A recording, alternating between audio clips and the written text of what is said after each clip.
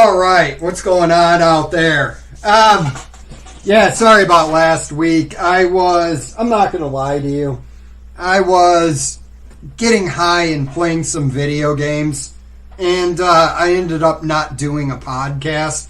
My bad, but again, is what it is, but needed a week off, whatever. We're back. So, one of the most fascinating things to me about the modern world is it's what I effectively call a 20th century media model breaking down in the 21st century.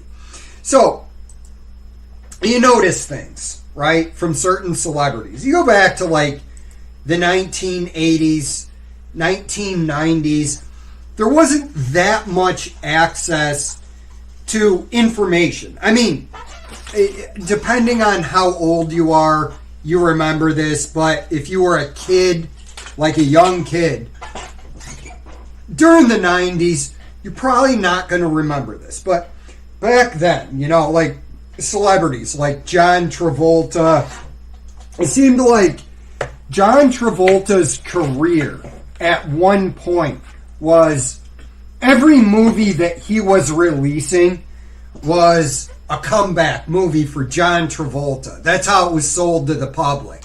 Oh, check out John Travolta in his new role. He got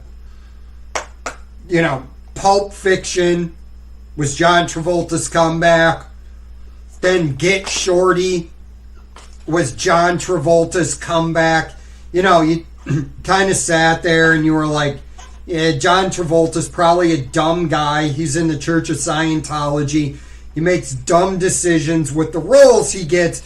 And he comes back and it's supposed to be this celebratory thing. Finally, John Travolta is back in the public eye. All right. It is what it is. You noticed a couple of years ago, Meghan Markle had become just wildly unpopular because it is what it is. When you have as much access to information as we have today, social media, somewhere along the lines, actually became the bane of celebrities. Some celebrities learn to use it properly, but the reality is, the more access you get to, say, your favorite celebrity, the more you realize, oh, this dude is just like any other human being. No matter how arrogant that celebrity is, no matter how intelligent somebody tells you whatever celebrity is, when you don't have your carefully curated bullshit to protect you, the veil starts to come down. You become less interesting to people. Like in the modern world, less media, social media exposure is actually more. And it amazes me that these PR firms out there still think they can change the public's perception of a celebrity. Chief amongst them are these politicians and billionaires, right? What I was talking about before is just the setup to get where we're going. So, if I told you right now to picture an evil guy in your head, just random evil guy, almost to the point where it's a 1980s movie or 1990s movie, the cartoon bad guy, because Hollywood is filled with leftists. It's always the businessman that has his bent on world domination, as if, we could just get rid of people's instincts to dominate the world if we all just became a bunch of communists. But chief amongst them is one of the most evil guys on the planet. Bill Gates.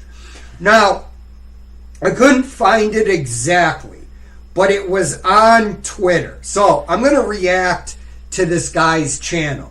What he's doing is he's going over the attempted Bill Gates rebrand, where he wants the public to forgive him for, I don't know, forcing vaccines on everybody. I don't actually know, because I'm not in Bill Gates' head, if it's some nefarious plot to enact eugenics everywhere in the world, because Bill Gates is a eugenicist. He believes there's too many people on the planet.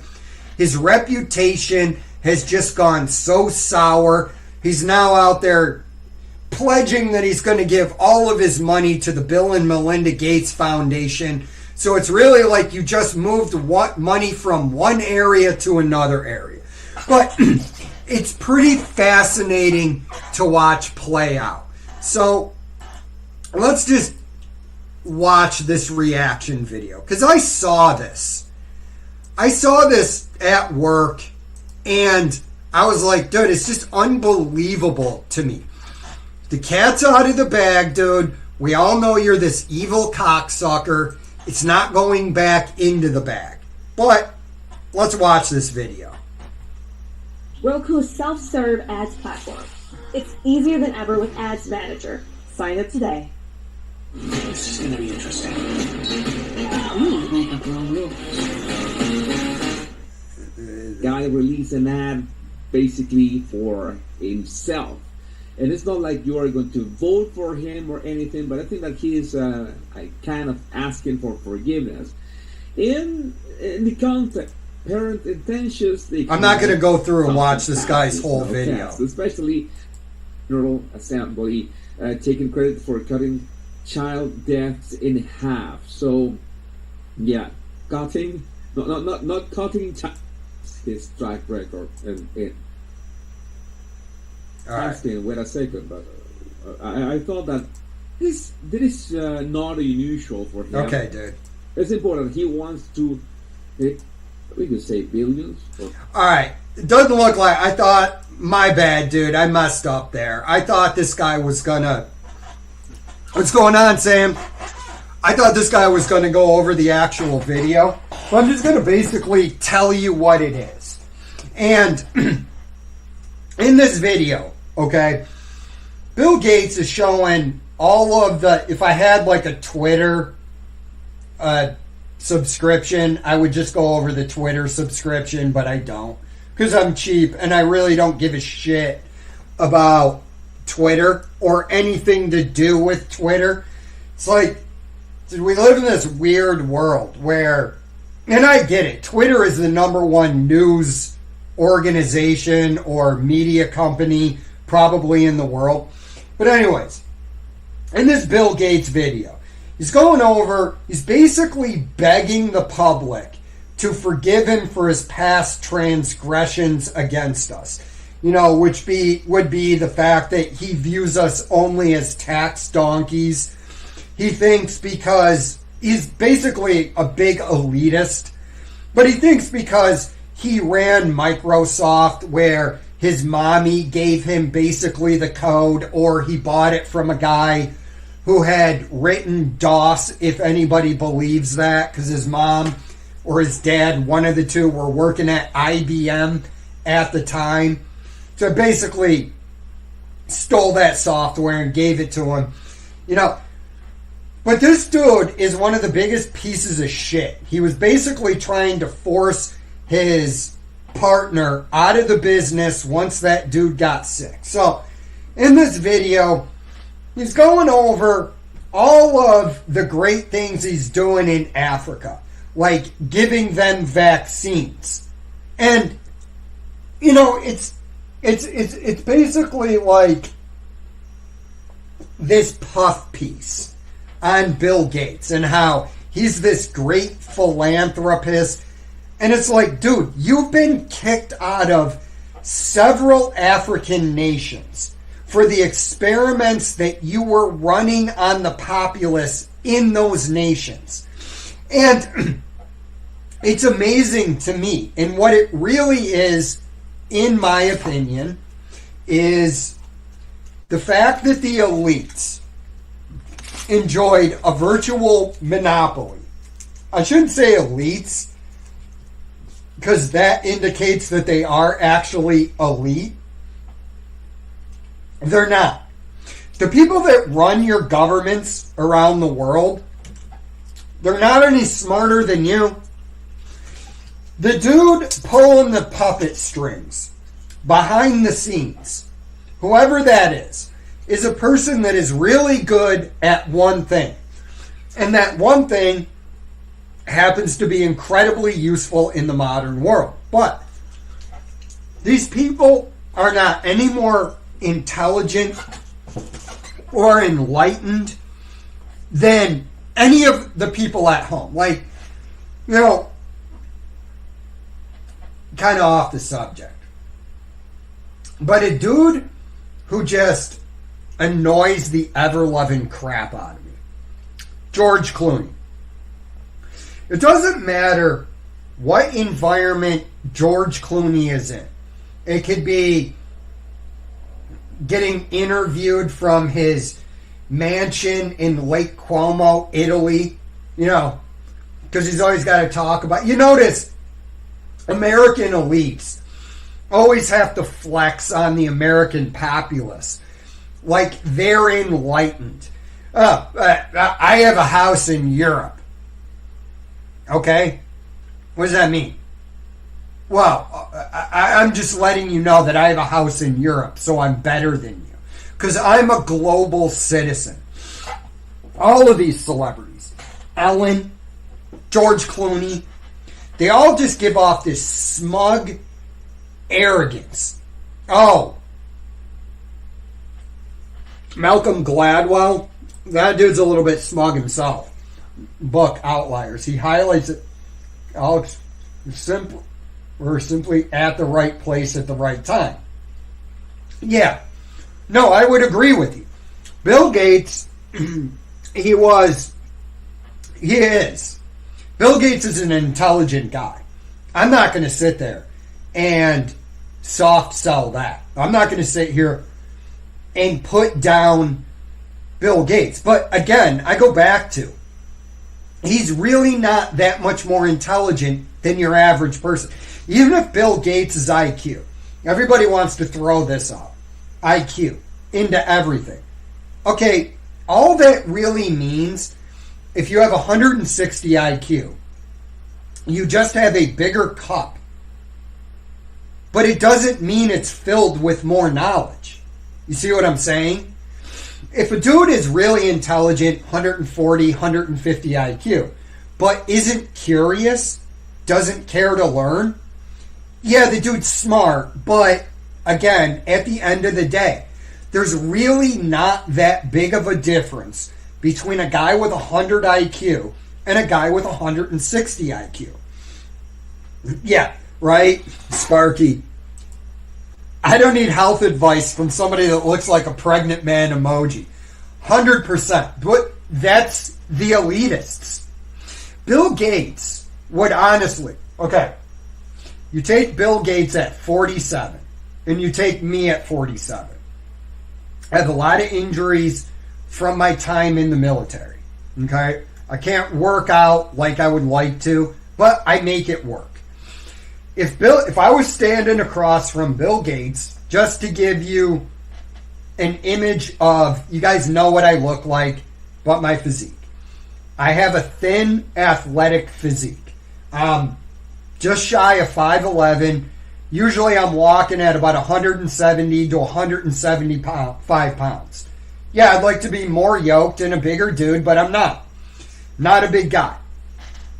But if I was sitting across from Bill Gates at 47 with his gut hanging over his belt and his tiny arms that are probably not even the size of my forearms, Bill Gates would sit there and lecture me about my habit of eating steak all the time and how unhealthy it is for me. And I would go, yeah, I went to the doctor and they told me all of my numbers are good. So what do you want to talk about? That's how arrogant he is. That he thinks, looking like a fat, pregnant man emoji, that he should be out there and be able to talk to other people about their meat consumption. When the guy clearly probably lives off disgusting fucking, what is it, Good Burger or whatever, Beyond Meat that he was hawking a few years ago, or his hydrogen butter that's allegedly good for the environment, yet you have to use natural gas to create it. And it's just hydrogen and oil. Fuck off, Bill Gates. Seriously. You're not going to tell me I can't have butter from a cow because I need to make you richer and buy this whatever hydrogenated oil you created. Oh, it's all about the climate. Don't you know, Jay? It's all about climate change. You know, that's why I need to fly my private jet everywhere in the world, because I buy carbon credits and I'm spreading the gospel of climate change, which is really a de-industrial project in the West, so that they can move all the manufacturing to poorer countries. Because, you know, the way to equalize the world is to bring down the United States and Europe's standard of living. Also, if they can make China the dominant power, then we have no choice to embrace a uniparty communist system, even though we basically already have it. But they want to get rid of the Constitution. That's what this has always all been about, so they can have control. But anyways,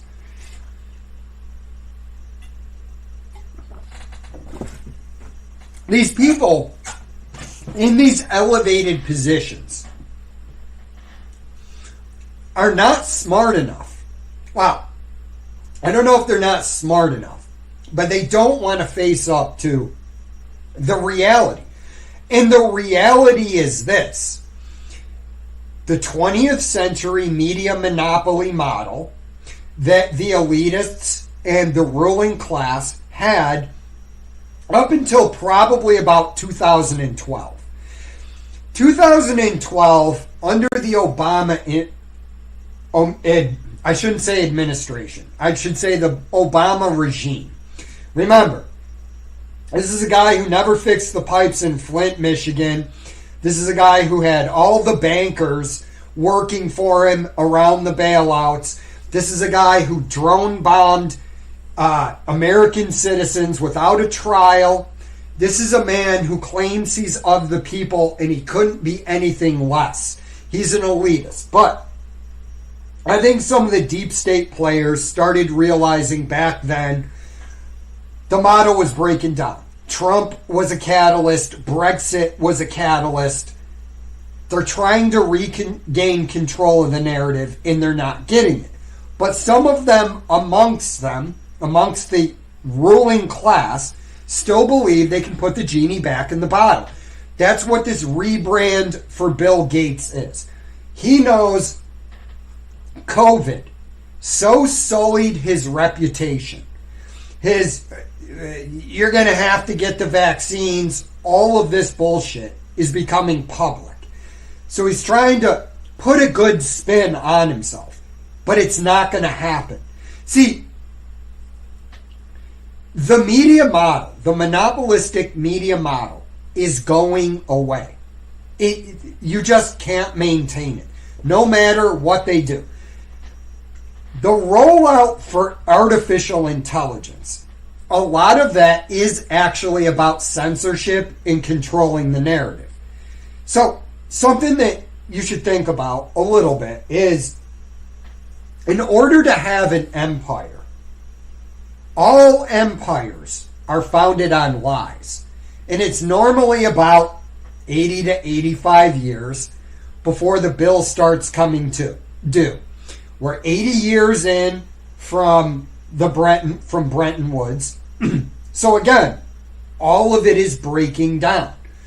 AI, what they were hoping would happen, and I don't believe it's going to. I don't believe any of the hype around the current AI systems. All they are large language models. And that's coming from the actual people. But they wanted to roll out AI so they could get things like their digital ID. So if you saw recently what Keir Stalin was doing in the UK, he comes out and he says, we're going to have a digital ID to control who works. A digital ID is actually untenable. It just is. And also, why would I want all of my data and everything centralized? America's going under a little bit different model, and that's Palantir. Palantir is basically the digital ID, right? Because if you listen to even the CEO, all the people involved with Palantir, they want to have Palantir as this central data harvesting company. They'll connect all the information the government has on you, and they'll build a dossier. Sound familiar? Digital ID. The point of digital ID is to be able to silence people who speak out about stuff occurring that they don't want happening, i.e., the invasion of the UK by migrants from Africa and, the Middle East, and they want the tax-paying UK citizen to front the bill and just be compliant tax donkeys for whatever grand vision the elitists in the ruling class have dreamed up for us. What's going on, Dex? So Keir Stalin is up there, and he's talking about how you're going to have a digital ID to basically be able to work in the UK. It's not really what it is. It's really a digital prison. And all of this is a reaction to the fact that they can't control social media and how the elites are actually viewed. That's what the elitists, the ruling class, how they're viewed. The deep state realizes they don't have control of the narrative and it's going to get out of hand. But, I just find it fascinating that people can't get it through their head that ship has sailed. There's nothing that you can do. You're not putting the genie back in the bottle. Politicians are also going to get behind a lot of this because, look, AOC, she's got her followers. They're basically dumb people. But she can't convince anybody outside of just dumb people and partisans to vote for her. Why would I vote for AOC? This is a question I go back to.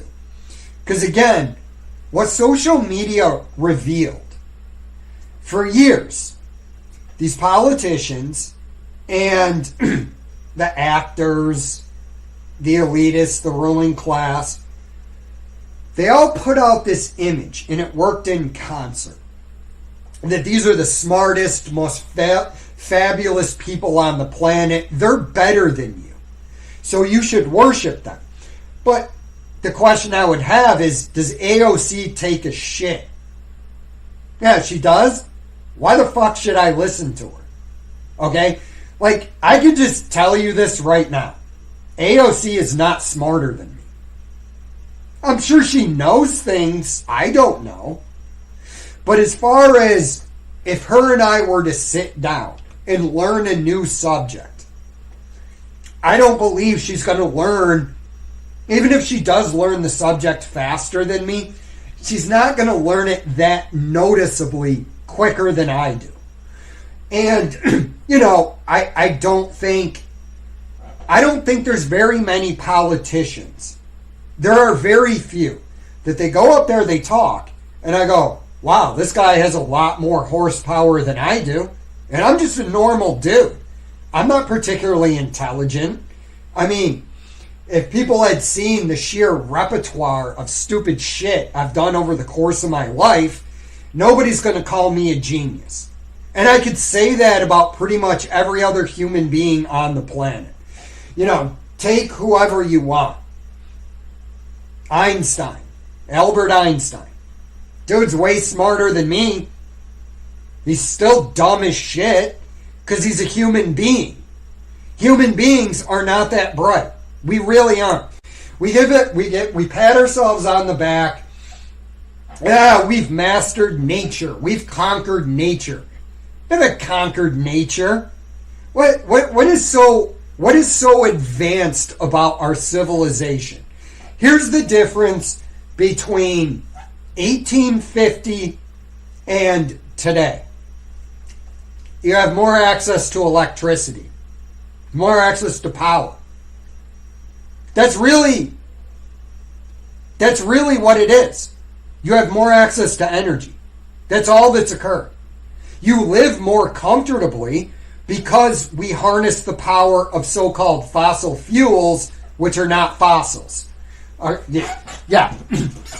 We call them fossil fuels because they're made up of plant matter and dinosaurs. That's the dumb shit narrative that a lot of people repeat. And it's like, no, they're not. No, CJ, what happens is when the plants and the dinosaurs died, they sank down into the earth, and then they were cooked in the earth's interior, and then they bubbled up and became oil. Yeah, not how that occurred at all. I've never even actually looked into it that deep, but I've said, pretty sure they're called hydrocarbons for a reason. Like they call methane a fossil fuel. Uranus, or Uranus, however you want to say it, Uranus, the planet, has oceans of liquid methane on it. Were there dinosaurs there? Were there plants there? Yeah, it's almost like hydrocarbons are a natural process that are probably created in the right environment. I don't know the actual exact chemical transformation or how it works. And again, I've never even really looked into it. But I'm just telling you, that's not how that happened. But that's really the difference between living in 1850 and 2025. You just have more access to energy. And that's what makes everything around you go. But yeah, it's amazing. Like it's actually amazing how long they kept this model going. This is the king. You got to worship him because he's got the divine right to rule. What? Is he a human? He is? Does he take a shit? He does? Fuck him. I don't really care what he has to say about anything. This is a Keir Starmer. You will do this. It's like, bro, you do realize that even as powerful as the UK government is, if the 60 million people of the British Isles just decide that the government is illegitimate, the government's then illegitimate. And there's nothing you can do about it. On top of these smug, out of shape, effeminate men that seem to think that they get to tell the world what to do. It's infuriating. Keir Stalin is a man who wears makeup when he's doing a report to his country about how you're going to get your digital ID. Who would take any orders from Keir Starmer or Bill Gates if you were stuck on an island with them? What man would look at either one of those two and go, oh, yeah, Kira, let me get right on what you were telling me to do as I sit here cracking open this coconut crab that I'm about to eat? Or whatever, this fish that I just got out of the ocean. Yeah, I'm going to listen to you. It's actually hilarious to watch it happen. Let's do some comments so these don't get too out of control. We had Yeah, again, I kind of got off on this subject, but it's like Bill Gates, the child prodigy who grew up in a wealthy family that would pay for his computer time in the 1960s and 70s, and nobody else had access to it. But Bill Gates is a child prodigy. Bill published a math academic paper at Harvard. Okay. All right. He's better at math than I am. I hate hearing people brag about IQs. People with high IQs do stupid stuff all the time. That one's... Oh, dude. The problem with high IQs, and this is why I think it was George Orwell said, some ideas are so stupid that only the elites believe them. No. Here's what it is. Some ideas are so stupid, only intellectuals believe them. Something to that effect. And it's true, because once you get to a certain level of intelligence, it becomes easier to justify your own bullshit. That's why that happens. They learn really quickly. You know, they have more advanced defense mechanisms. They're tougher to actually argue with. And so they tend to believe their own hype. That's why that happens. That's why you have all these college professors that couldn't change the oil in their car, wanting to tell people how to live. And there's also a weird thing that happens. If you look at the universities, it's going to be a bunch of high IQ people. When you're in a university environment, you get less real world pushback. So if you have two guys, both of them have genius level IQs, right? One of them decides to, I don't know, become a psychologist. He's a professor, he's teaching at school, or even a business administration teacher. Really smart guy, he's a professor, but the problem is he doesn't have real world experience in that pushback. Whereas the guy that worked out in the private sector, that dude has experienced pushback the entire time he was writing or he was running his business. So there's real world experience versus the theoretical. But yeah, dude, I hear that all the time. People are like, oh, well, I have 140 IQ. And I'm like, okay, what do you do? Oh, I'm an Uber driver. All right, so what you're telling me is you either don't have 140 IQ or you just wasted all your God-given talent. Jay, if you take... I mean, my ideal weight for my frame is somewhere between probably 165 and 180 pounds. So I've been over... I've been 190 pounds before I got fat, and I was up to 220 at one point. And life just sucks. I don't actually want to put on... I like to maintain my weight 170, 175 pounds. That's where I feel the best generally. I feel like I still have some strength to move shit around in the real world, but I'm also not getting tired because there's too much weight on my frame. Problem I had when I was in the military, I got up to 195 pounds. I couldn't run for shit. I was jacked, but I couldn't run for shit. And so that's why and at some point, probably when I hit 60, I'm going to be all TRT'd out anyways. So I don't need to start it now. To be fair, I know. Yeah, I mean, I'm not going to sit here and say that every vegan Well, he probably actually eats good vegan food, because a lot of vegan food is just packed with oils and bullshit. And that's where the problem starts to set in.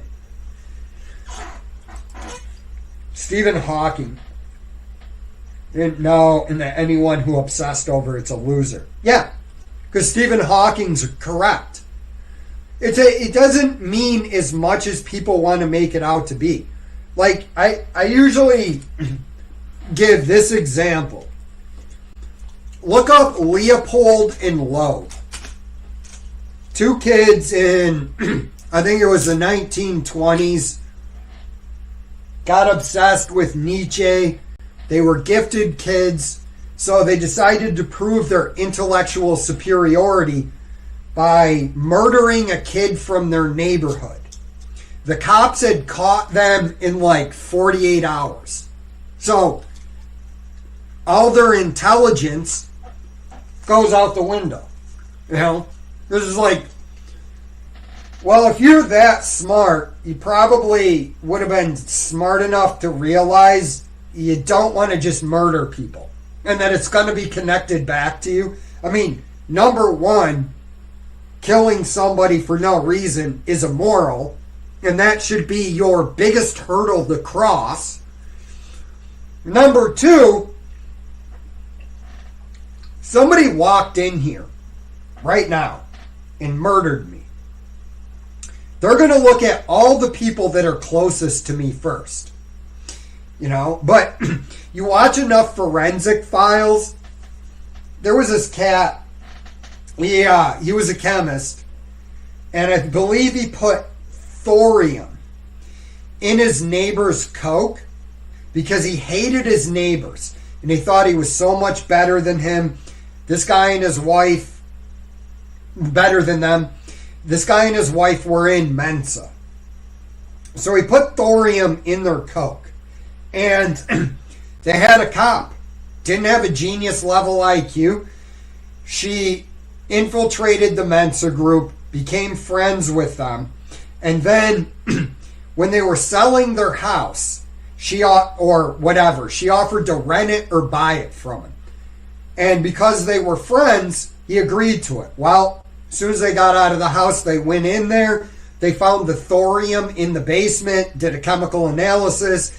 It was the same thorium, and I believe it was thorium. Could be something else, another heavy metal. But that guy's doing life in prison.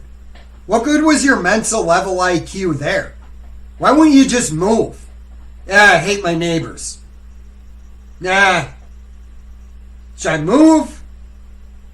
Or should I murder them? I'm going to choose to murder them. I'm going to poison them.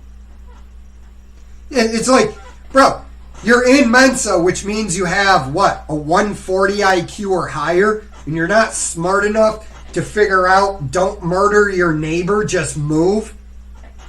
Yeah, IQ is, I'm sure Paul Gabriel from Everything Money is constantly walking around telling his friends and family he has 140 IQ. All the data center built out. Yeah. No, I'm agreeing with you. The reason is, and this is why it's so rushed, is they believe they can go back to controlling the narrative. But they're not going to get it. You see, the thing is we have free access to information. And if you change that, right? Okay, let's say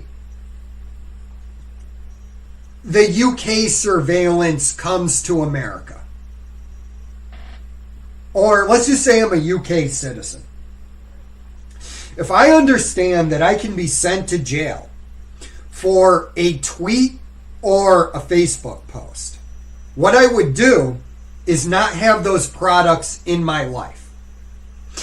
So what that then happens is you destroy the business. See, what the elites want, or the elitists, the ruling class. I'm just going to call them the ruling class. I hate calling them the elites because they're not elite. They're not any smarter than the rest of us.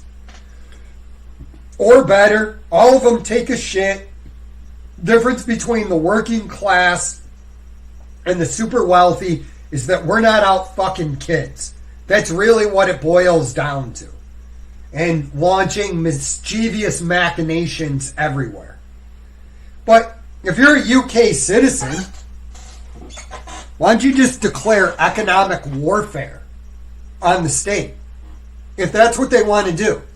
You're not allowed to say this. You're not allowed to do that. All right, economic warfare. Then that'll shut them down. Here's what you do. First, you get rid of Facebook and Twitter. See, the ruling class wants to keep those structures there so that they can use them to deliver you the narrative that they want you to believe. So they want to have their cake and eat it too. So the easiest thing is just stop using Facebook. What is the point of Facebook anyways at this point? All it is a data harvesting app, okay? It spies on you. And what joy are you getting out of Facebook now? Used to be fun. Used to go on there. Oh, my buddy's at such and such. Oh, I haven't seen this person since high school. Oh, they're married with 2 kids. That's nice. Posting pictures of the family. Looks like they have a lovely family. Now it's turned into a leftist echo chamber. That's all it is. Like in my feed, I just have these people, and I keep them around just to see how they think. All they do is talk shit about conservatives. Call them fascists. I mean, these guys are sniffing Antifa boxers. They're like, I mean, a lot of the people on my Facebook are just right-wingers and left-wingers arguing. I don't want to argue on the internet, so what the fuck is the point of Facebook? Okay? You're in the UK. Why? Just log out of Facebook, delete your account, log out of Facebook. Okay. Jay, what else would you do? All right. Well, here's something you could do. Refuse services to the police that enforce their censorship regime. There's a whole bunch of stuff. I mean, I could probably, if I sat around and thought about it, if you get enough people doing mass compliance, there's nothing you can do about it anyways. Hey, we only have a 10% compliance rate with the digital IDs. Yeah, fuck off. It's not getting any higher. Well, we need this. No one cares.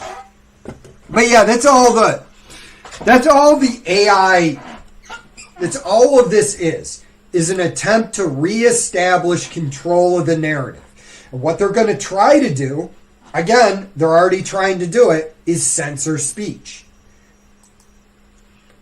Yeah, people are not going to accept going back to a YouTube where it's like, here's the people that are allowed to talk about the news.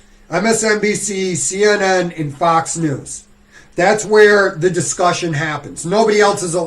You're just not going to be able to do it. Kira Stalin. Y'all remember when the mayor of London... Yeah. Well, it's strange, right? We need laws. We need laws so we can punish people who break the law. So, most citizens, we're not going to do anything, we'll follow the law to the best of our ability. Criminals don't give a fuck. That's why all of those criminals in the UK carry knives. They all have guns, too. It's just the people of the UK, they don't have guns. But the criminals do. And I'm sure their client class of Islamists, I'm sure they all have access to guns, too. Our anus. Yeah, like our democracy. Oh, maybe Roosevelt was probably the winner. Oh, I would agree. I mean, look at, dude, I still shit on him, George Bush. I still call that dude a liberal. George Bush is one of the worst presidents in American history. And I can't believe that even on Fox News, they bring up this guy's name. And it's like one of the main, where the establishment, that's basically what I should call it. The establishment really started to hate Donald Trump when Donald Trump was arguing with Jeb Bush. And then he goes, your brother got us involved in a disastrous war. It was nothing but a disaster. He was a terrible president. That's really when the establishment started turning on Trump. And another reason that they didn't like Trump is because he wasn't brought up through the system. I do believe Trump was actually a federal informant. I don't think it's like the departed version of an FBI informant. I think Trump thought he was doing his civic duty, and so he would be like, hey, you got to look into this, this, and this. But yeah, he probably was, the last guy. I mean, Teddy Roosevelt he got shot and then finished a speech. It doesn't get much more masculine than that. It's like, sir, we got to get you to the hospital. For what? You've been shot. I got a speech to finish. Bullets don't affect me. It's like Teddy Roosevelt was probably, just sitting there like that meme from the Boston Strongman, where it's like, beer is for breakfast, whiskey is for dinner. It's one of those. But so it's so comical to just watch this whole thing implode. The one downside I heard with you.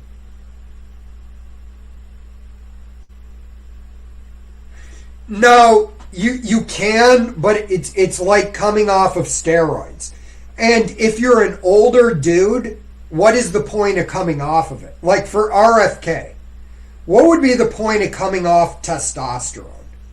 You know what I mean? Like, if I'm sitting there at 72 and I'm as jacked as RFK, who looks like he can still curb stomp a gorilla, and the doctor's like, look, if you don't come off the TRT, it's going to shorten your life by 3 years.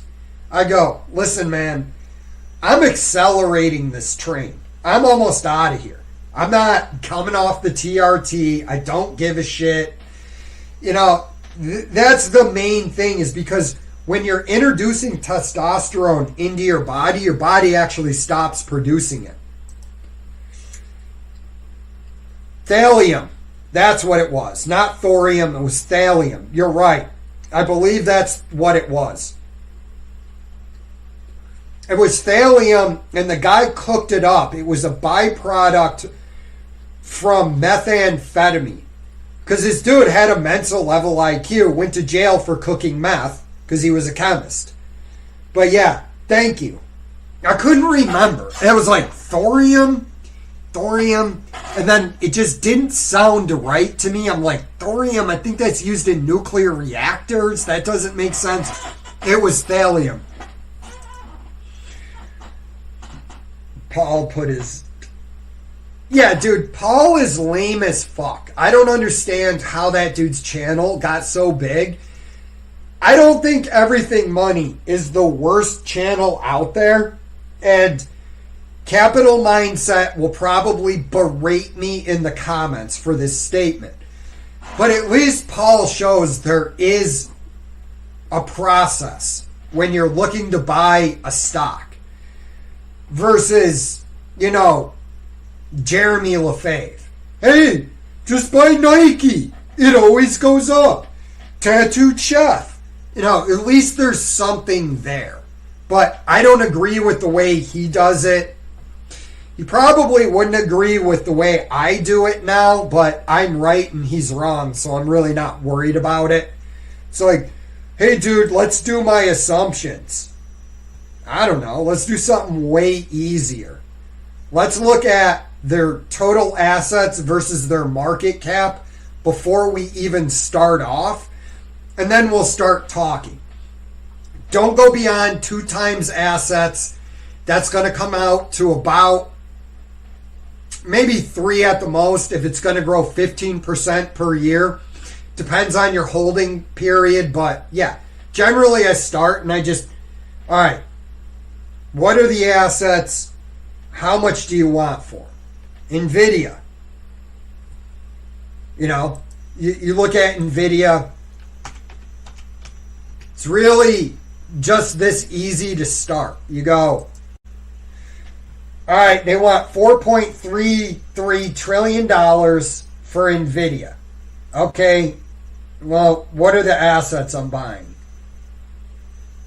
140 billion. Doesn't sound like a good idea to me, but what do I know?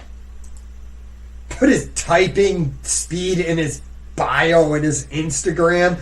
That might be the lamest thing I've ever heard of. With this game in high school where you had to type out statements and there was a race car. It was actually a fun game.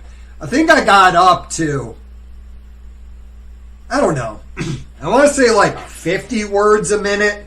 Maybe I was faster than that. Maybe I'm misremembering it.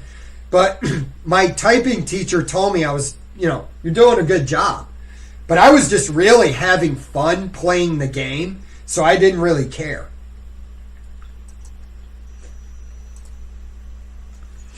It was me talking about the 20th century media model breaking down with Bill Gates. Not really that exciting. There's Gil. Bro, I don't scuba, but I got really into cave diving disaster videos. And I was like, yeah, I'm never going cave diving. I'm like, that sounds like just awful. And how terrifying it would be. Bro, this study they released is wild on left-wing versus right-wing terrorism. You'd love how they define things. Oh, what study is that, dude? I'll read it if I get some time. But yeah, like, bro, if you look at what's going on with the leftoids, Jesus Christ, it's terrifying. It's my personal viewpoint on it is it's a bunch of things. One of them that I'll say with complete confidence is we have a problem in this country with the rampant overprescription of prescription drugs. SSRI inhibitors are not right for most people. I know this because I was on them. I know the effects these drugs have. And then it's indoctrination, and then a narco-tyranny. It's all of the above. But, like, what examples of right-wing terrorism does the government really have? So the first thing they're going to tell me is Oklahoma City. And I'm going to look at you and go, I think you really need to go back and look at everything that was involved in the Oklahoma City bombing. And I actually believe that was a deep state operation. I believe it was a deep state operation that got out of control, and their goal was to have a terrorist attack to disarm the majority of the public. And so it's like, I always ask that question to people. They go, well, the right wing has more terrorist incidents. Yeah, like really? Where? Like, what are they? Give me an example of a right-wing terror attack. I know they're out there, but give me one that wasn't a deep state setup. Dylan Ralph, who went into the black church. I don't believe that was organic. Timothy McVeigh. I don't believe that was organic. There's a lot of questions surrounding the Oklahoma City bombing. What are they going to say next? Waco? Well, that was something needed to be done at Waco. Burning women and children alive wasn't really the answer. Oh, well, Jay, Ruby Ridge. Ruby Ridge was where the FBI shot and killed a pregnant woman and a child. So it's like, I would be interested in reading it. I just want to see how they define right-wing terrorism. It's like, dude, it's amazing to me. The right wing gets labeled as fascist. Fascism is a left-wing viewpoint. And I'm talking about America, not the rest of the world. In America, the right advocates for limited government. Okay? Limited government does not include things like using government control of everything. So, remember when I said I'm buying? Yes. And famous analyst Stone Cold Jesse was puzzled and asked me why, like, if I'm wrong. Yeah, no, I agree with you. Oil, I think it's going to be a lot of flight to safety. And commodities are the last thing, in general, that gets blown up during a bubble. Was talking about it in Strongman's Live, that some countries execute you. Well, look at... I'm not a fan of the Taliban. Okay? I'm really not. But, see if I can find it real quick.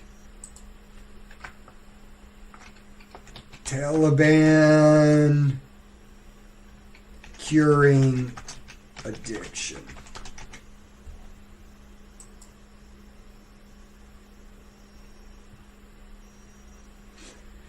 So, I don't know where it is, but there was like a little media thing about what the Taliban is doing with drug addicts, and basically they force them into rehab, and they use a faith-based approach, and they just cold turkey you.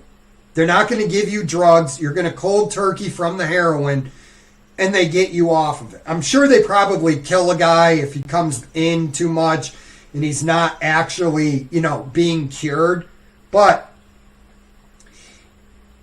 yeah, I mean, their drug treatment program is more effective than the American one. You got to ask a question. It's like, hey, I'm a heroin addict. I'd like to get off heroin. Okay, we'll give you methadone. Well, methadone's an opiate, and it's oftentimes harder to quit than heroin. So it's like, what are we doing here? But yeah, they will execute you in some countries. Do I think we should do that? No, not really, but... What's going on, Jay? Better laws to... Well, it's going to grow, Gil. It's going to grow because somebody's benefiting. It's all you ever have to ask yourself. If something seems weird, like it shouldn't be happening, and it is, it's just Q bono. Who benefits? So somebody's making a lot of money from the homeless people in California. Personally, I hope it ends up collapsing the state. But California, families. Yeah. Yeah, no, I agree. You can't have rampant lawlessness. I mean, that's also not what the right wing is saying, that you don't need any government. What the right is saying is you don't need government in every area of your life. It's like, again, I go back to it. Most of the bureaucrats that actually run the world or the government are completely unexceptional people. I work around these people. They're not bright. They're not enlightened. But yet, these bureaucrats think they should control everything. See the EU. Europe loves its bureaucracy. And this is... Oh, no. Yeah, dude, I know it's common out there.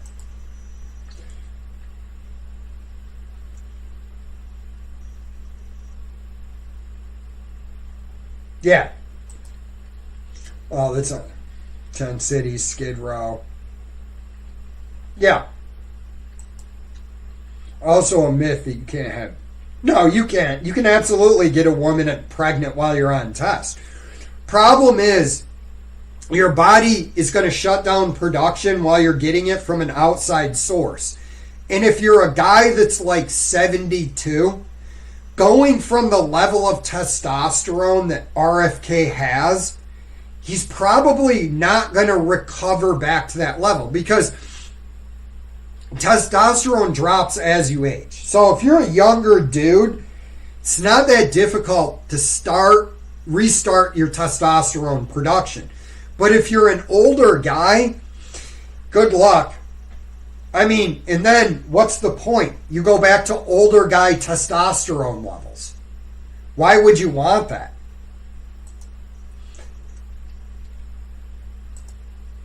I took testosterone. Yeah, I mean, dude, everybody talks about steroids or they talk about testosterone like it's steroids. And yes, steroids can have a harmful effect on you if you're taking superhuman doses. See, that's the problem. When you're taking bodybuilder level of testosterone, that is a problem. But also when people go, oh, bodybuilders die because they're taking steroids. I go, well, it's actually multiple things because steroids aren't the only drugs they're taking. A lot of them are taking a whole host of other drugs, and they're taking superhuman levels to put on that amount of muscle. Being 6 foot and 330 pounds on testosterone is not good for your heart. You're too big. You know, some of these guys, they have crazy genetics, but in a lot of cases, they're carrying 100 pounds of extra weight. They probably don't do a lot of cardio. So yeah. Adrenochrome is the future. I love adrenochrome. Hillary Clinton and I snort it together. Jesus, you must have been enormous.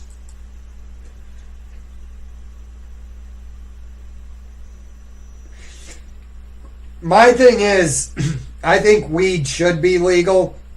Again, I'm going to go to, I don't need a bureaucrat to lecture me on what I put in my body, because in all honesty, I'm probably more knowledgeable on the subject than most of the DEA agents that would argue with me and go, well, you know, cannabis is, it's a neurotoxin. No, it's not, but alcohol is.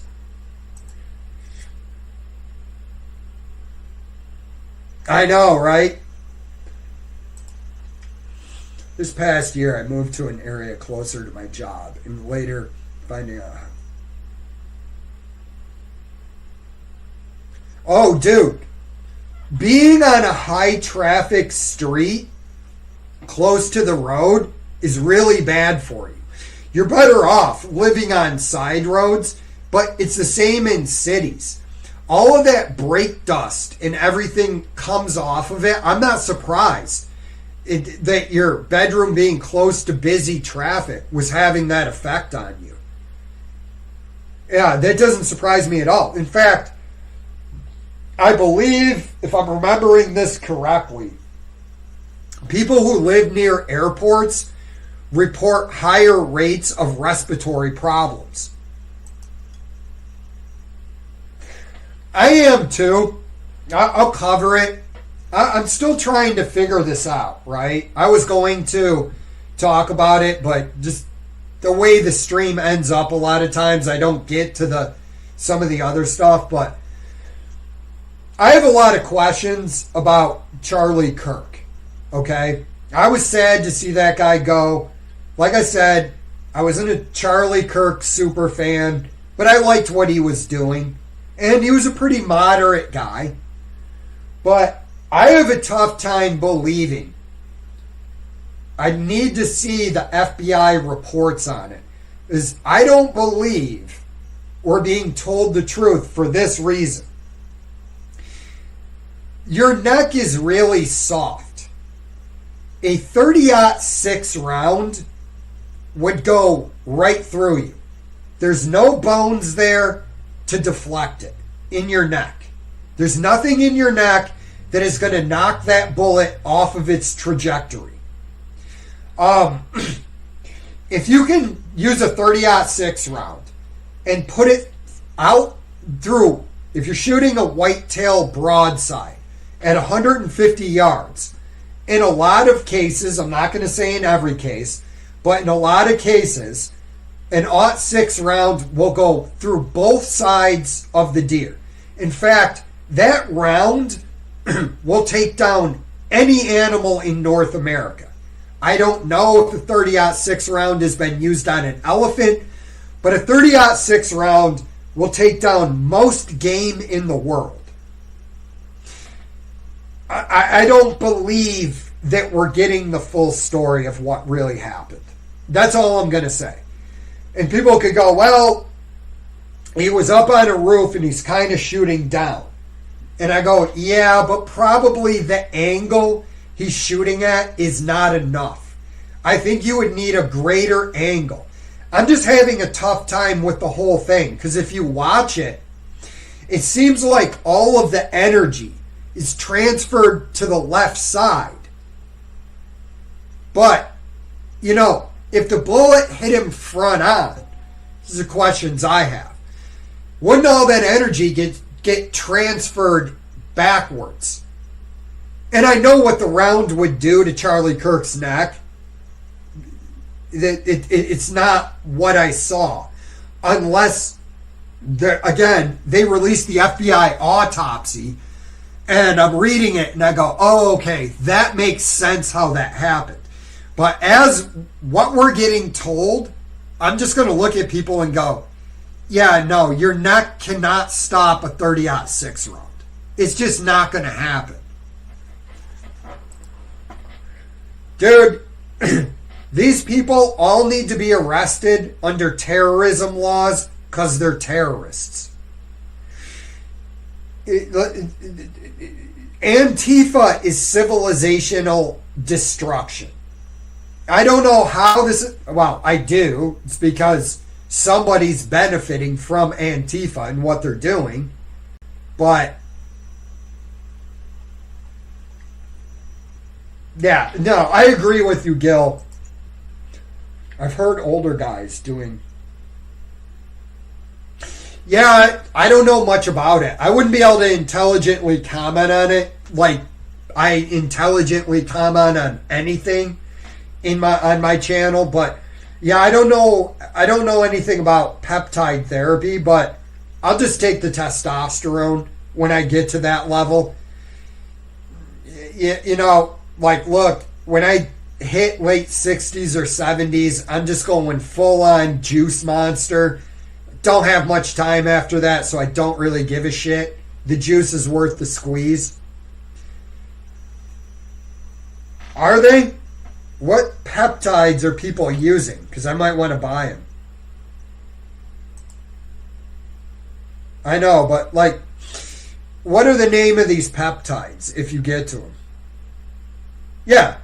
Dude, a lot of guys who get who have HIV, they're on steroids.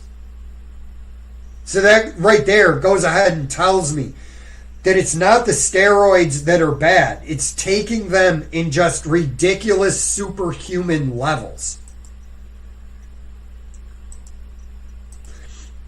The left's still talking about the right bombing abortion clinics. Like that happened 30... Okay, yeah, there's an example of what you could consider right-wing terrorism that I didn't think of. But again, I would go to this. I don't have any sympathy for somebody who bombs an abortion clinic and the legal consequences. But I am going to sit there and say abortion clinics are killing babies. Again, don't agree with the violence, but, and I'm not saying, and again, I want to distance myself from anything like, oh, well, Charlie Kirk, like the left were saying. Charlie Kirk shouldn't have said the things that he said. Again, but if you're a really conservative Christian and you believed, I don't know. Anyways, the guys that did that, they're in jail. But a lot of the right-wing, a lot of what people call right-wing terror, I look at them and I go, it's a deep state operation, Bubby. I don't know what to tell you. Like, there is so much fuckery around the Oklahoma City bombing that it is ridiculous. And I only know a tiny 1% of the fuckery. If I retired in Florida, I'd just... Yeah, I mean, I thought about actually trying out scuba diving, but again, part of the problem I have, dude, is when I get into something, I get obsessed with it, and I just don't know that right now I have enough time to get into scuba diving. Maybe when I retire, but yeah, I got really into cave diving videos, and I couldn't believe the maniacs that go down in an underwater cave. I'm like, dude, these guys have balls of steel. They're doing a really dumb thing, but I am going to compliment them and go, yo, dude, if you're going to swim into that cave, I think it's stupid, but I do respect the level of balls you have. Yeah, some of those cave diving videos are just terrifying. Good. I don't know what you want me to say.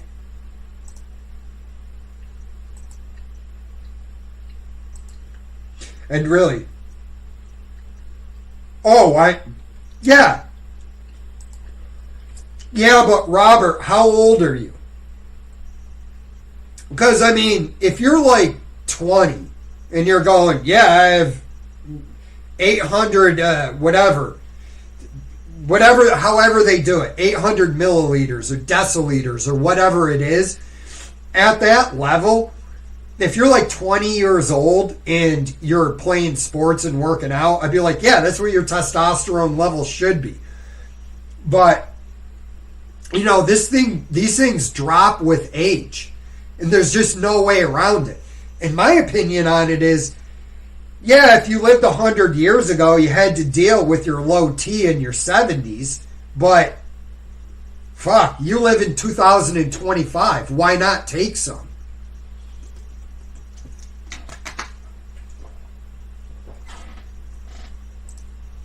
These guys... Yeah. Yeah, no, that's my main point about it. Like, people look at a bodybuilders dying young and they go, see, that's the danger of steroids. And I look at them and I go, okay, they're on vasodilators. A lot of them are taking just weird shit you've never heard of. Also, bodybuilding is a lot harder sport than people give it credit for. What kind of damage are you doing to your body when you're walking out just sucking all the water out of your system and going up there on stage? And, you know, like, I talked to this dude. He'd been an athlete his whole life. I think he was doing MMA for a while. But he was entering natural bodybuilding contests. I know the dude wrestled in high school or college. I think he did some MMA for a while, but I'm not sure. But anyways, he said bodybuilding is the hardest thing he's ever done. He's a natural guy. And so he wasn't a big guy. Walked around at like my body weight. I think said he was like 170 or 175. But when he went on stage, he would be like 135 pounds to make all his muscles look striated and pop. And he goes, bro, when you're up there on stage, it is so hard to flex. You can barely even walk. So you're doing a really hard sport. You're taking superhuman doses of whatever steroid you're taking, and then a whole bunch of other crap. Of course these guys have shortened lifespans. you're going to find out that a lot of UFC fighters end up with shortened lifespans. I don't know how much longer BJ Penn is going to be around because the dude is out of his mind with CTE. Heart work too much. Yeah, I agree with you. Look, I think you can drop dead from taking too many steroids. But also, I don't actually think that's the main factor for bodybuilders, to be honest with you. I think it's the other shit. No, I mean, dude, again, like when I was talking in the beginning of the video, right, if I just started juicing myself to the gills, and I was ripped with a six-pack, and I was 200 pounds or 215 pounds with my frame, again, it's just too much weight for me. I feel much better in the 170s. In the 170s, like I was saying earlier, and that's what you have to do and just accept, is that everybody's body has about a weight that it wants to stay at when you're an adult. And to really go far beyond that, whether it's with obesity or muscle, is just really not good for you. You don't operate as well. You can't run as well. You don't have enough cardio because you got too much muscle. So, yeah, I agree with you. And, I mean, look, depending on the sport, like I guarantee you, LeBron James, at this point, is a walking chemical factory or a chemical experiment. You know, he's got superior genetics, but a lot of even NBA players are on steroids. Because, I mean, it's just that effective for any sport. It lowered, yeah. Done too much. Middle one. From the road, there's a sidewalk and a small yard. Yeah, dude. City living, I mean, there's no solutions, there's only trade-offs. Move to the city for a job, you're surrounded by everything is in the air. You're just surrounded by more chemicals when there's more people around. Just keep the windows closed, always. Yeah, and then, you know, use your filters.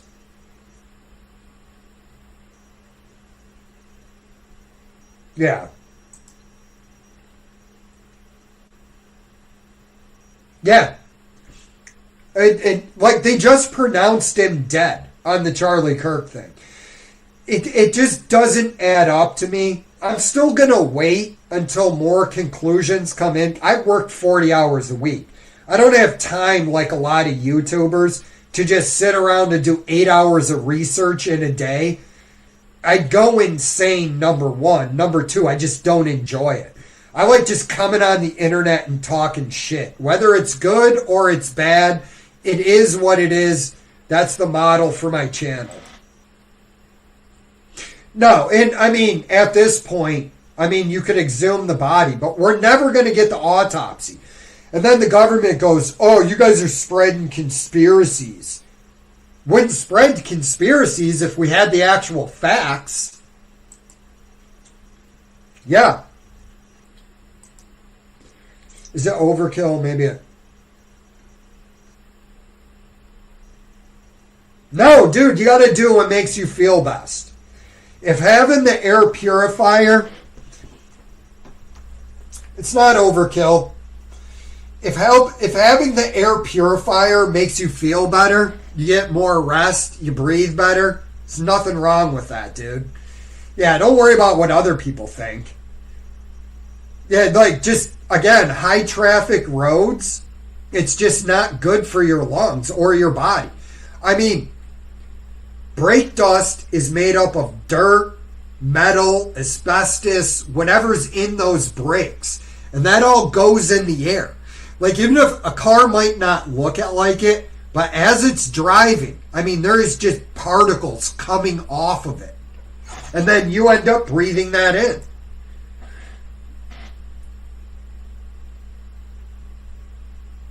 Yeah, there's a bunch of... No, I will throw this out there. I don't think Israel was involved in killing Charlie Kirk. There's way easier ways if Charlie Kirk was starting to turn a little bit on, the Israel first agenda that all the neocons like Ben Shapiro have.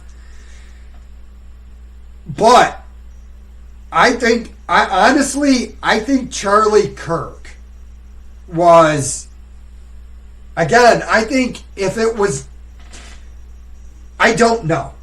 So I'm just guessing here. I don't have high confidence in the little conspiracy I'm going to put out. But again, you don't know, we don't know the actual truth yet. I don't know where I was going with that. I don't really know where I should even go with it. Because they're just not giving us enough information. If they put out the autopsy, we would have the angle of the bullet travel through his body. From there, all you need to do is do some calculations, and you can figure out exactly where the shot came from. I'm just not buying that at 150 yards, Tyler Robinson was able to make a shot. I just don't think the angle actually works out.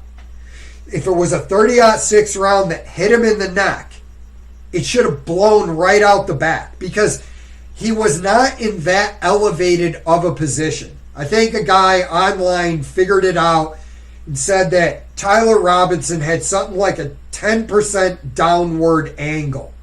That's not enough. You need to get to almost like a 40 to a 50 degree angle to make that shot go down in the body, and then I would believe it, that it hit enough bone and there was enough liquid to slow its trajectory. But again, I'm not a ballistics expert, but what I do know of the 30-06 round is that your neck is not stopping it. Yeah, I'll probably get juiced up when I hit about 60. Oh, God. TRT'd to the gills. Dr. Forrest Tennant. Let me write that down, because I'm going to look into that guy. Dr. Forrest Tennant. Because I have a lot of injuries, man. So if I could take some peptides and I felt better, that'd be great. Specific. Yeah. No, dude, there's so much fuckery in sports. I just look at it and I'm like, look, we want to see truly amazing things. And your arguments are stupid. It's about the sanctity of the game. And I'm like, I don't give a fuck about baseball. I just want to see home runs. I don't even know what archonditis is.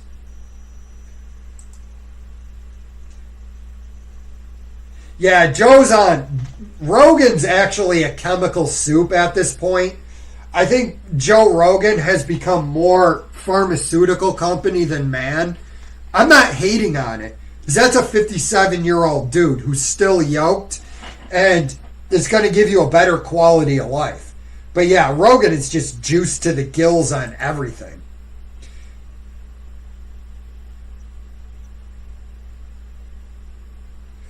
Yeah, dude, I tend to get obsessed with things. Hey, what's going on, man? Thanks, man. I'm the handsome... Dude, I've turned into the handsome hippo that I always saw myself as. The handsome, skeptical hippo.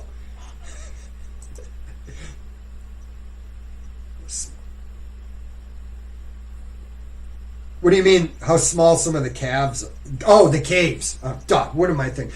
I saw calves. No, dude. These people have to take off their scuba tanks to fit through these holes that they're going through. And I'm like, dude, you got to have steel balls, because I'm pretty claustrophobic. So look, I would go cave diving under these circumstances.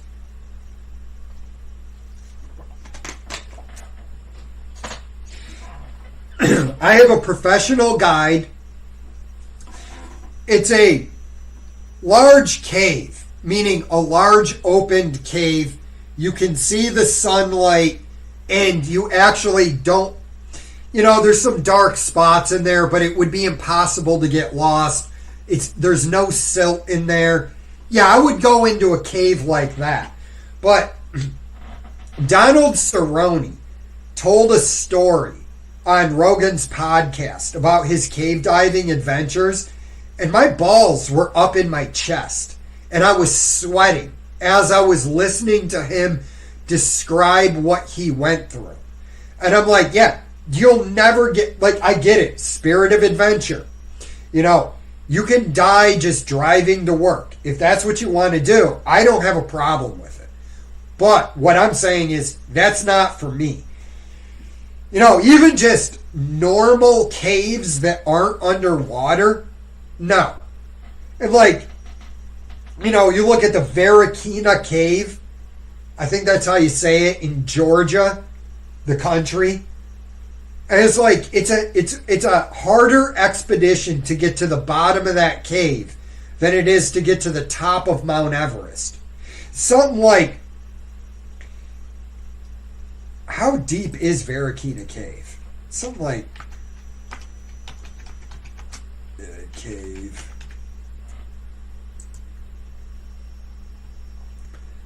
It's 7,247 feet deep.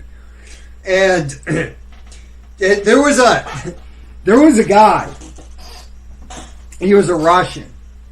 And he decided that he wanted to do an expedition to the bottom of Varekina Cave by himself.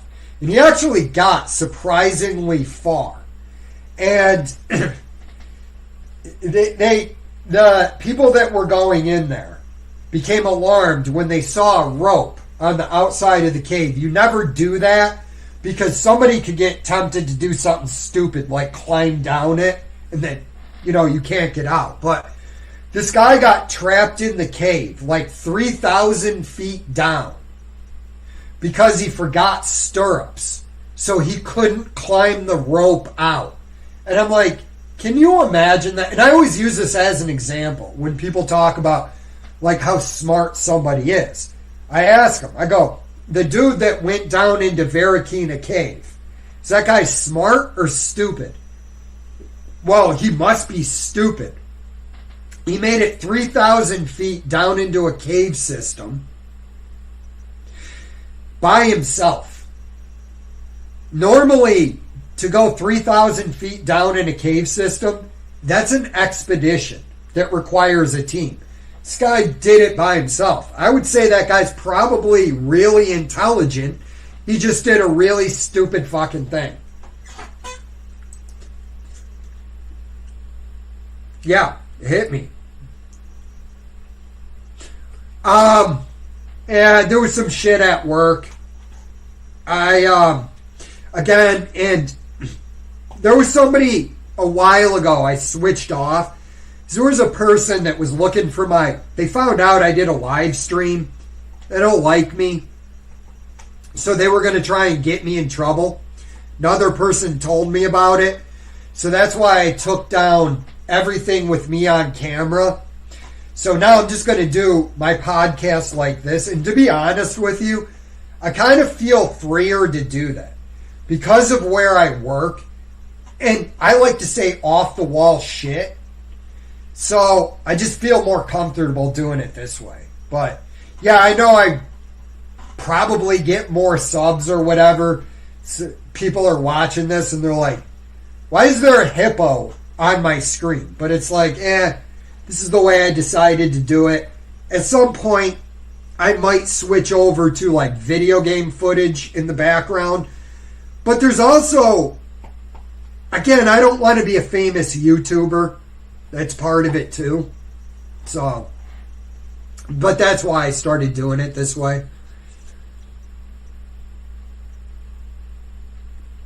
Yeah, some people have bad vision. Well, I mean, probably those people that had bad vision at some point were some use to the group. I mean, I really couldn't answer that question. I have no idea. Oh, dude, you couldn't do it. And I think why a lot of people, as they age in Western societies, their vision starts to go is because they're not spending enough time outside, looking at things far off in the distance. In the witness protection program. What if I was? Dude, testifying against Jeremy about his terrible investing and his scamming. Wouldn't surprise me. Nah, I mean, that dude, I mean, I'm irrelevant. The dude knows who I am, but I'm irrelevant to him. At some point, I might go back to mocking him when he can't figure out why the market is crashing. In which case, his YouTube career will probably be over. It was a good run, but...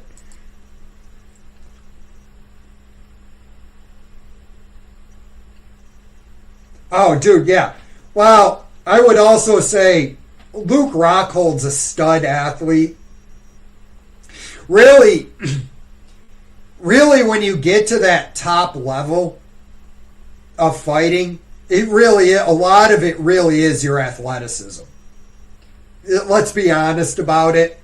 You know, like, me, I could train my heart out. I'm not making it to the UFC. Just not. I just, physical, and I don't mind admitting that. Physically, I just don't have it. But, you know, like anybody that fought in the UFC, for the most part, is probably a stud athlete, even if they don't really appear to be, even if they're kind of fat. Still, you got to do a lot of work to get that cardio up. Yeah, dude, no, he could have been a model, but he wanted to fight. Yeah, and he's a good-looking cat. Good luck with that dude around. Dude comes walking in, and you're like, this dude's 6'3" and a fighter and super good-looking.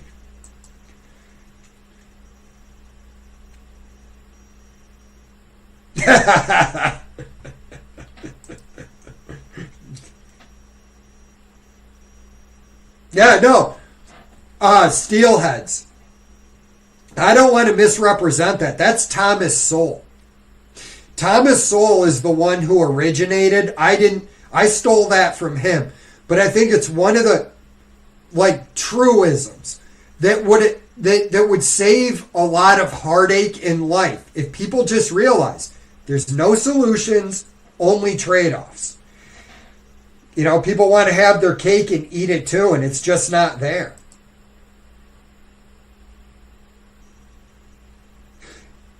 Yeah, Shade.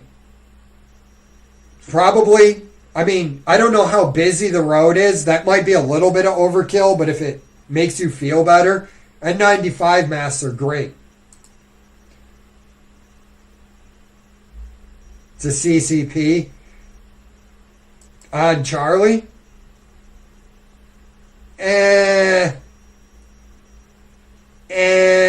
I don't know. I mean, I'm not going to say anything is impossible with, you know, who ended up killing Charlie Kirk. All I'm saying is the story just doesn't add up to me personally.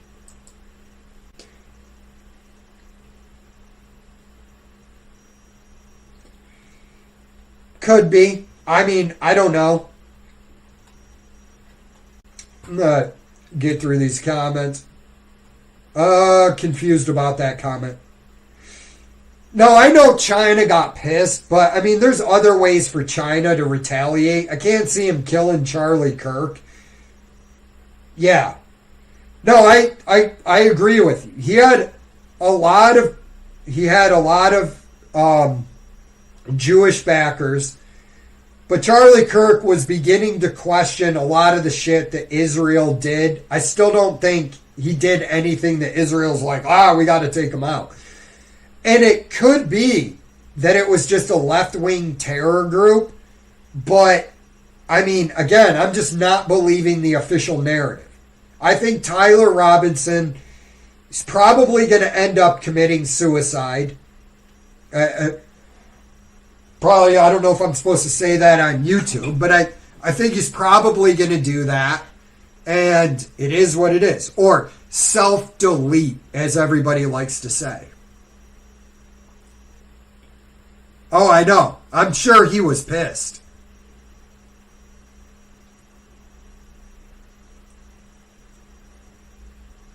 What days? Oh, just Sundays right now. There may be some lives that I do in between, like on a holiday, or if, I call into work, but generally I just do them Sunday nights. That's when I like to do them. Could be. I don't know. I just don't see the CCP using that guy. But maybe. I mean, again, I don't know what happened. Oh, yeah. Okay.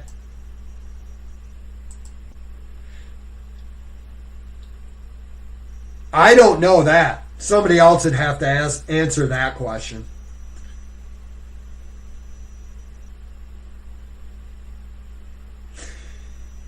Yeah, I mean, I wouldn't say it was exactly left. I thought he was pretty moderate in a lot of his positions. But again, I was never the biggest Charlie Kirk super fan. I would see his videos. I'm tired of the whole, we're going to go debate college kids, right? Most of these people are indoctrinated. And I just sit there and I go, yeah, I've seen it. I'm not going to sit around and watch a whole bunch of these. Okay. Appreciate it. Yeah, I had no idea what that was. It's not like I'm going to sit here and look it up. But, well, I probably could have. But, appreciate it. Yeah, dude, that's a proper amount of sleep, man. Go, yeah. Like, I'll probably get like 9.5 tonight. I can't wait. Night. This bite. Yeah, dude, I probably try it, but there is no way. I'm fascinated by cave diving too, but you're not getting me in there. Listen to a whole host of guys. And hey, Alan, thanks for tuning in, brother. Because I'm going to pull it after these comments. But, no, dude, I'm fascinated by the whole cave diving thing. And I've listened to a whole bunch of videos on cave diving and disaster videos. Like Scary Interesting, Mr. Deified. And they're great. But you'll never get me to do that. Yep. Yeah, I mean, look, if the guy wanted to do it, I'm not going to hate on it. Every kid needs a father. If Paul wants to do it, that's great. My main gripe with Paul is the fact that, it was daddy's money. He tries to make himself out to be this entrepreneur. He's not. And I also just don't agree with a lot of the ways he does things. But other than that, I mean, Paul's basically a non-factor in my life. I just crap on him on my channel, and that's basically, But again, look, man, on the whole, Paul's a 40-something-year-old man, okay? At that point in your life, if you meet the right woman and she's got 3 kids, you like the kids too, I mean, I don't see what the big deal is about marrying a single mother. Again, other people might see it a different way. To me, that's a non-factor. It doesn't tell me anything. If he loves the woman and he loves the kids, I hope he's a great, stepfather to him. And there's nothing wrong with that. I think, if you're going to crap on a guy, it's kind of like attack the argument, not the man. Unless it's someone like Bill Gates or some elitist prick like George Clooney. But anyways, guys, all right, one more comment and we're getting out of here. After this comment, I'm going to pull the plug. Love you guys, but I got shit to do.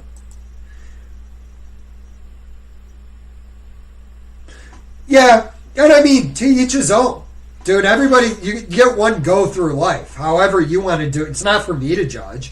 You know, I'm a single guy. I'm not married and I don't have any kids. So it is what it is. But yeah, to me, it's not a big deal. You know what I mean? Like, if I met a woman, she's got kids, we fall in love. I love being with her. Her kids are cool as shit. I don't see what the big deal is. But again, I'm an older dude. You know what I mean? Like, I'm 47. So I probably see the world a little bit different. And yeah, I agree with some of the stuff that the Fresh and Fit podcast would talk about. But I also think a lot of that high value male stuff is stupid too. It's like, oh, I'm a high value man. Really? What makes you a high value man? You have a YouTube channel? Like, oh, I'm an alpha. Are you? Like, what does that even mean? That word's been so polluted, I don't even know what it means anymore. But anyways, guys, hey, I just want to thank everybody for tuning in, whether you listen for a minute or the whole time. Thanks for spending your time with me. I try to respect your time. I hope you guys have a great week, and I should be back next Sunday, and I'm out. So have a great night, guys. Thanks for listening, and have a good week.